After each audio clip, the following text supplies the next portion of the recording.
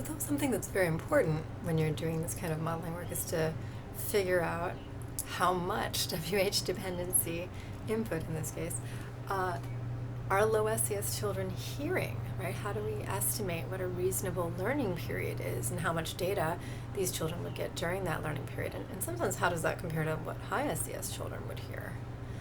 And we can estimate how much by identifying the potential learning period for these syntactic islands, that is how much time we think kids get more or less, and then calculating how many WH dependencies low-SES children would hear during this amount of time, which is how much input you get during that time. So let's do that.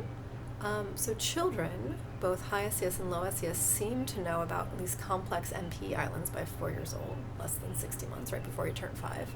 So the endpoint is just before that, 59 months, let's say, just to be, I don't know when by 4, but by 4, okay. And in terms of the beginning, we have some evidence that children begin to represent the full structure of WH dependencies, like WH questions and relative clauses, around 20 months, right? So an educated guess is, okay, this could be when children can start extracting WH dependencies reliably from their input.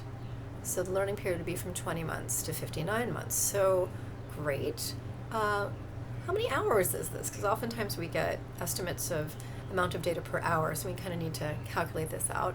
And this depends on the age, because children are awake for only a certain portion of the day at different ages. So in fact, we can estimate that by looking at estimates for how often they're awake at certain hours a day, and so we get a cumulative waking hours over this period, which is just about a little over 14,000, right? That's how many hours. Okay, so waking hours. And then we can say, okay, if that's how many hours you have, 14,000 some, how much input in particular, how many WH dependencies do children encounter during that time?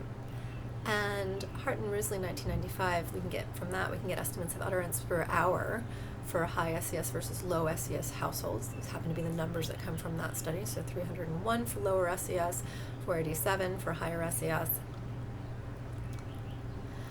And we can use our own corpus samples to estimate the rate of WH dependencies per utterance. Like, all these utterances, how many WH dependencies are you getting per utterance, as it were.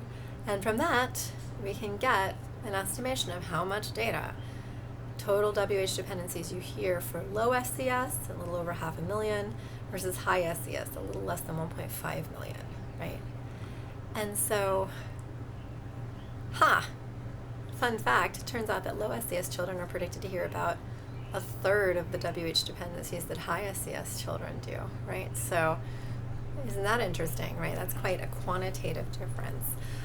We can then, again, use these estimates to kind of figure out, well, given this learning strategy that our learning theory says that kids should be using, what can they do with these 500,000 or 1.5 million WH dependencies? What can they learn? Can they learn all 4 of the syntactic island patterns?